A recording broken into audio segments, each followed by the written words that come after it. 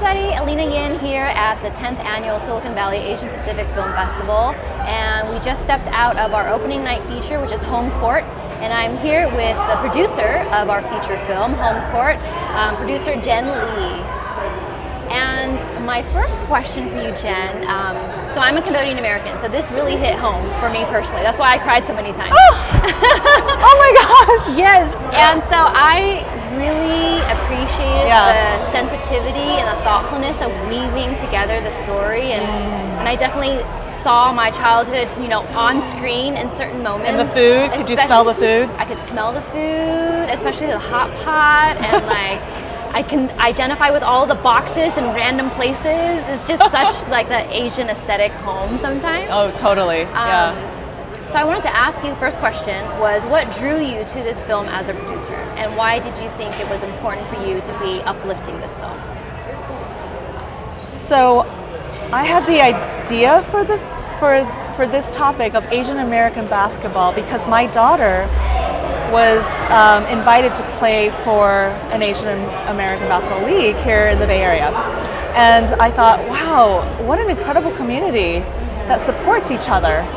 And tells these children, you belong on the court. I don't care that you're 4 foot nothing. If you can dribble, you can pass, you can shoot. You know, I feel like every person should go and see the Asian youth in these leagues play because it is incredible what you can do without height. Yeah. Okay. Yeah. So first of all, I think I wish that I had a childhood like that, that I had an opportunity to be trained in that way, and then to feel so confident entering, you know, a basketball court, and then to have a career, a future, you know, in sports. So that's what drew me to the film and to producing it. It's a passion, right? There's a lot of deep connections from the immigration story to the basketball, the sports, the you know, having children who I have 3 children who are elite youth athletes. That's amazing. And I definitely did not grow up with any stories reflected about Cambodian-American culture that wasn't specifically on the genocide and archival footage, and I always respond to those films a little bit, like they're usually in a queue for a certain time of year, and I don't ever watch them with my parents because it's too much for them to see the footage. And so I really appreciated the way that you spoke or chose to kind of edit and talk about the war, because I had to see it first to feel that I could bring my parents to see this film without them getting activated, or but really to talk about the parent and first generation experience of raising a child in America. And it really hit home in terms of the language barrier. And when I was listening to Ashley share about her challenges with her stutter and like not being able to express her feelings and kind of being hard and not really understanding that, and I was like, oh, child, I went through that, and it's not her stutter, it's the language barrier of like being in 2 different linguistic worlds. And so I'm sure that you had that experience as well. And so how did you think about that when you were kind of shaping that narrative that maybe it's just first generation and Asian folks or people who don't speak English as a first language will pick that up, but it is a story that is much more prevalent than it is not in America? So as a child, I picked up English from Sesame Street, and was mostly made fun of, you know, so I came when I was 5, and so that seemed to be an age where language picks up a little more rapidly, so I became more fluent than my parents. And it was really hard to see over and over again, because we were in a predominantly homogenous white community, to observe like my parents, who are my heroes, being told by some random lady at 7-Eleven, you can't speak the language, go back to where you came from. So that was the hardest part for me, was to sometimes having to translate for my parents, and just to see people demean them because they don't have a mastery of it. And if I could as a child, I would say, try speaking Mandarin, you know, or Taiwanese. Oh my gosh, yes, yeah. And also there's all sorts of studies and everything shown, and like now it's a thing to have the resources to send your children to multiple language classes. And another thing that you had mentioned in your after the movie was class and access to these resources, which is really important in terms of there is so much talent, and if you don't have the right resources, that talent struggles to emerge, if at all.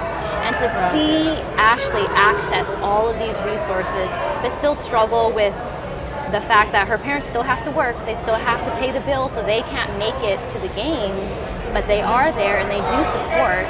So it's kind of a longer arc that you would ever realize that. But I really love the way that you portrayed that, and can you speak a little bit more of how you were thinking about like the class struggle when you were, approaching this film? That is the beauty of film, right? It's very difficult to talk about class, but you can show it, and people go, okay, I understand what's going on. It's a lack of social and cultural capital, which finally, people are like, wait a minute, it's not just about material economics, it's about, do you fit into a certain group?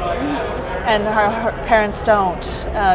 I'm sure they had wine club or something, and they're like, what is that? Yeah. And those are all kind of learned skills. And I'm aware of nonprofits that want to bring Cambodian young women to America to study, but they understand that it's a whole body mentorship.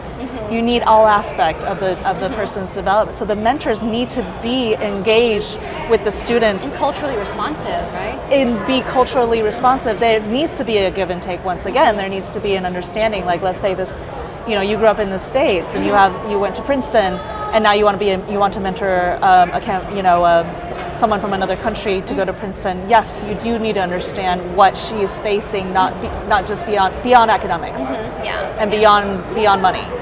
Right? It's like, okay, well, who are your friend groups, and what are the challenges you're facing? What aspect of this culture do you not understand? Princeton has a very specific culture, right? That's different maybe from like Arizona State or something. So there's all these subtleties and nuances. I saw it really clearly when she was touring the schools, and you can see like what the coaches were talking about and offering at Cal Poly or other schools. Then you go to Princeton and you're like, you have a nutritionist, you have a psychologist, you have all of these things. I was like, wow. So that is what resources being resourced, that's what it gives you access to. Right. And that is not, on a scale of do you deserve it or do you don't, we all deserve that kind of nourishment for our pursuits in life. Yeah, exactly. It's so true, right?